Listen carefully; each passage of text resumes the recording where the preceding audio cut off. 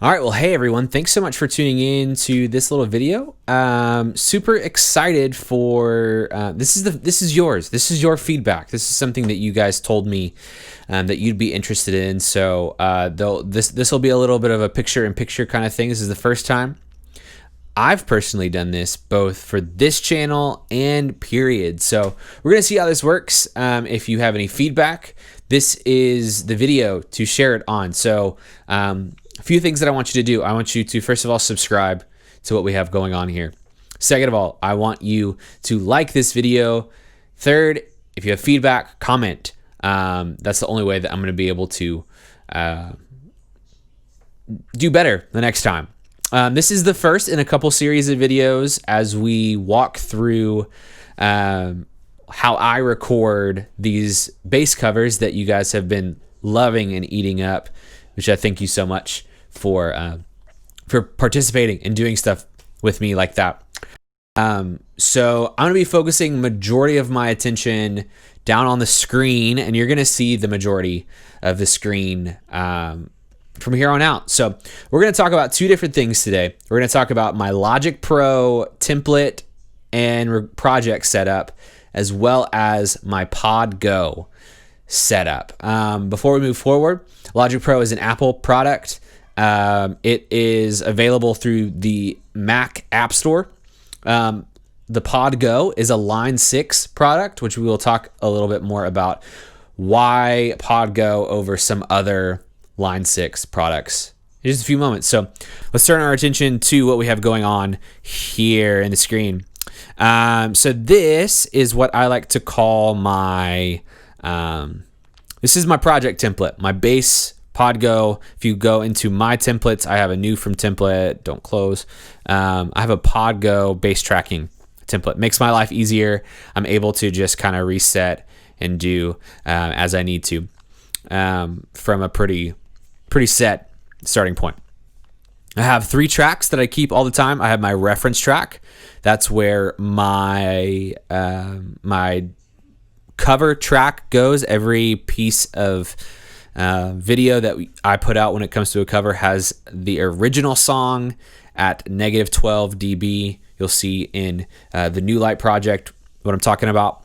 I also have a dry track. That's where I record all of my dry settings. I use a Scarlet 2i2. It is a Focusrite product that is a 2 input, 2 output.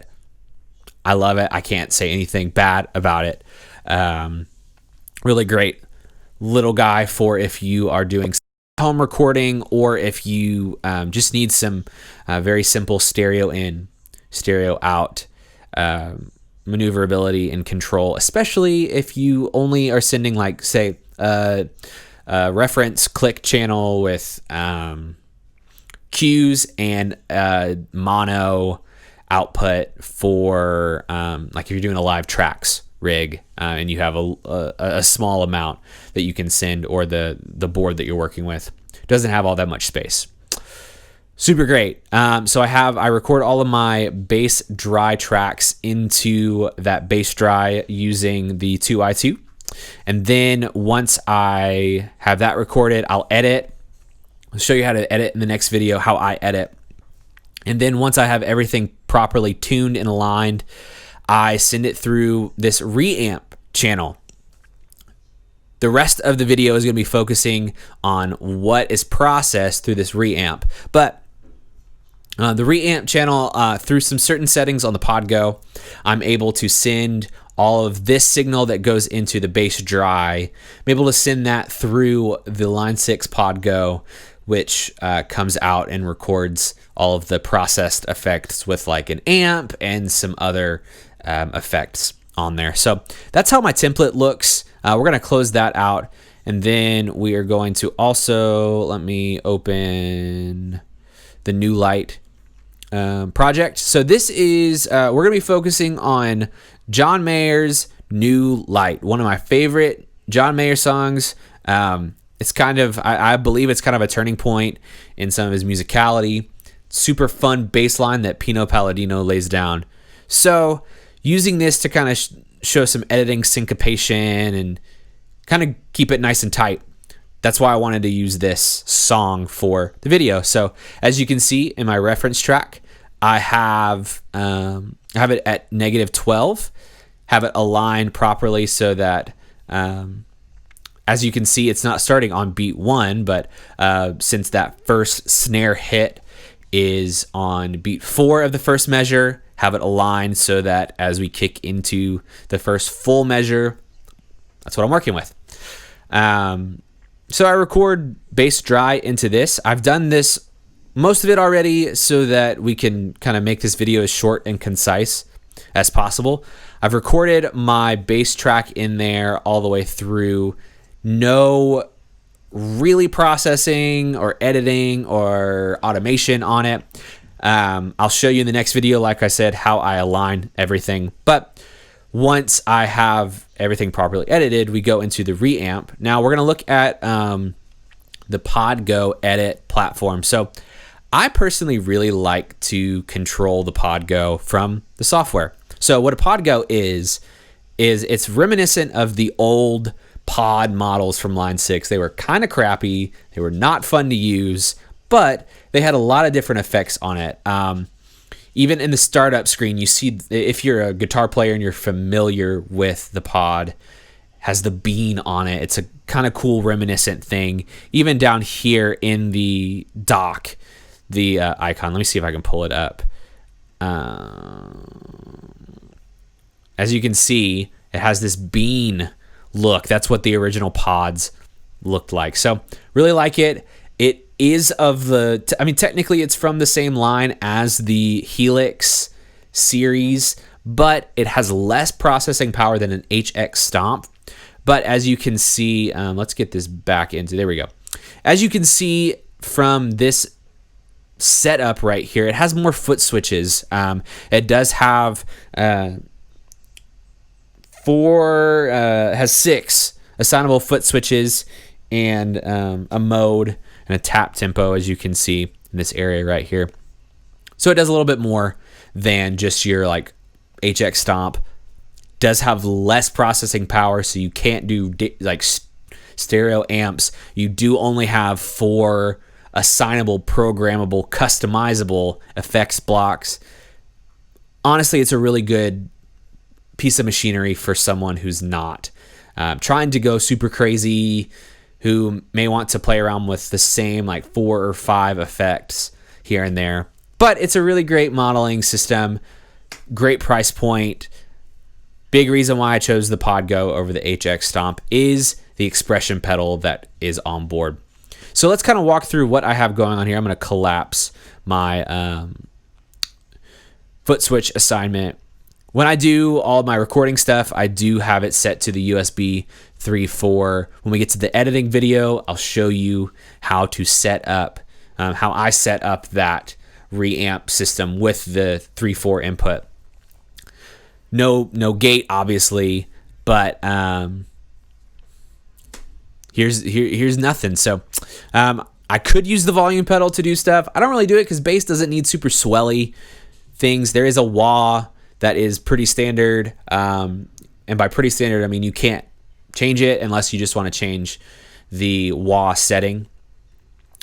As we move forward, the simple EQ is something that I live and die by, especially as I get all of my tone dialed in. There's some songs that require me to have a little bit more of a bass boost, especially on the rock style songs. I might need a little bit more of a mid-gain boost for those like chill, vibey songs, and even a high-gain boost depending on the genre.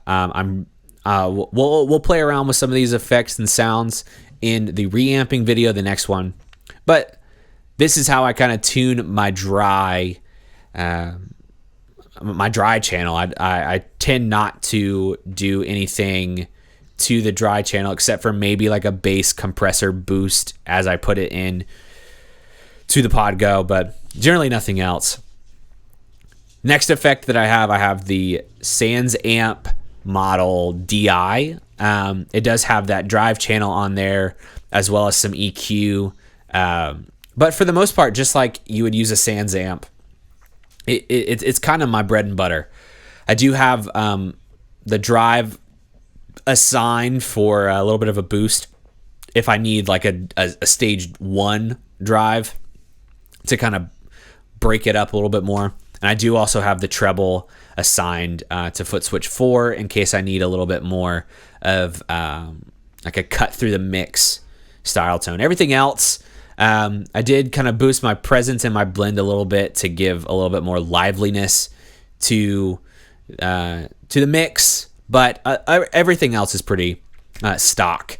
And as we move forward, everything is I keep it pretty stock because I don't want to mess with the beauty that is some of these effects. Yeah, depending on what you're recording, you will need a little bit more of an adjustment, but these are pretty great. So thanks, Line 6, for doing a great job. If I need like a stage 3 drive, and we'll get to stage 2 in a second, but if I need a stage 3 drive, I do have the Ampeg Scrambler, which Line 6 owns Ampeg. As we get into the amps and the cabs, you'll see the actual branding for Ampeg. They're owned by the same company. That's why you'll see that. But if I need a stage 3 drive that just pushes it to the limit and breaks it super hard, almost square waving like a fuzz, I'll use the Ampeg Scrambler, which I have assigned to foot switch 4. I actually have, I misspoke, I have foot switch 3 as my treble boost, kind of keeping that in line with the original effect. But foot switch 4 is my fuzz style bass breakup. And then for the special times that I need a little bit more movement on bass, I have my 70s chorus assigned here.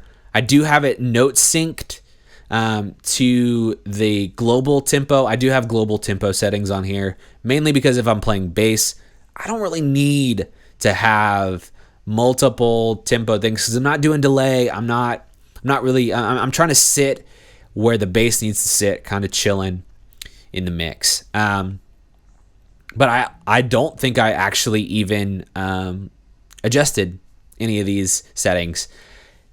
The chorus is just there to kind of create some motion and movement when it comes to whatever I'm playing, especially in the harder, think more like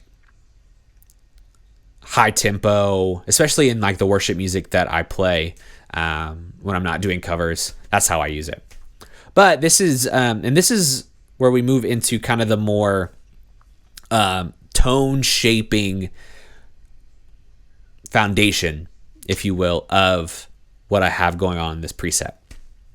This is the Ampeg SVT. It's the classic, everybody loves it, everybody knows it kind of bass amp. I did kind of adjust a few things here and there, kind of give it a little bit of a bass boost, change the frequency on the mids to kind of give a little bit more warmth. I do play a jazz bass, so want to kind of highlight some of that mid ranginess. The channel volume and master were already where they were, and everything else moving forward is from the original preset patch. So nothing really else other than there. I do have my stage 2 drive set for foot switch 6 to kind of push the drive itself. On other presets that I have, the drive will increase and the bass will decrease, kind of like a multiple change. But because we're playing bass, we do want to have some low end kind of retained. Then we move to the cab. I have a 4x10 instead of, you can do an 8x10. You can do a 6x10 and an 8x10. I don't want the 8x10 refrigerator cab. I just didn't really like the sound of it. Kind of stuck with the Ampeg, and everything else, as you can see, pretty standard. I think I might have increased the early reflections, which is kind of the room setting on that. But that's how I walk through setting up my Logic Pro project and how I set up my PodGo, the brains of it. I might have mentioned earlier, I do use, when I'm recording, to turn things on and off and tweak. I do use the software side of it instead of the hardware, just because it's a little bit more customizable, and I have a better feel with the software side instead of with the hardware. So in the next video, when we talk about the actual like editing everything to tune it to make it sound really good, you'll see me kind of playing around in this.